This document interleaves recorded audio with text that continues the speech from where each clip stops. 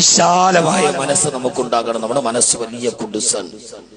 നമ്മളല്ലാത്ത ഒരാളെ ഉൾക്കൊള്ളാനോ അംഗീകരിക്കാനോ കഴിയാത്ത വിധം നമ്മുടെ മനസ്സുകൾ കൂടുതൽ കൂടുതൽ കൂടുതൽ കുടുസായിക്കൊണ്ടിരിക്കുകയാണ്. അള്ളാഹു നമ്മുടെ ഹൃദയത്തെ വിശാലമാക്കി തരട്ടെ.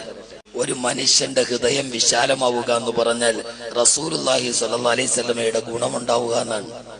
അള്ളാഹു നബിക്ക് കൊടുത്ത അനുഗ്രഹത്തെ കുറിച്ച് എടുത്തു ചോദിച്ചപ്പോൾ ചോദിച്ച ഒരു അനുഗ്രഹം, അലം നശ്റഹ് ലക സദറക, അങ്ങയുടെ ഹൃദയത്തെ ഞാൻ വിശാലമാക്കി തന്നില്ലേന്ന്. അഫമൻ ശറഹല്ലാഹു സദറഹു ലിൽ ഇസ്ലാമി ഫഹുവ അലാ നൂരിൻ മിർ റബ്ബിഹി. ഇസ്ലാമിന്റെ വിഷയത്തിൽ ഒരാളുടെ ഹൃദയത്തിൽ അള്ളാഹു വിശാലത കൊടുത്താൽ ഫഹുവ അലാ നൂരിൻ മിർ റബ്ബിഹി, അവൻ അള്ളാഹുവിന്റെ നൂറ് കിട്ടിയവനാണെന്നാണ്. അപ്പൊ ഒരാളുടെ മൂസാ നബിയുടെ ദുആ പടച്ചോനെ കായ് കിട്ടണമെന്നല്ല, റബ്ബി ശ്റഹ് ലി സദ്രി, എന്റെ ഹൃദയം വിശാലമാക്കി തരണേ റബ്ബേ എന്നാണ്. നമുക്ക്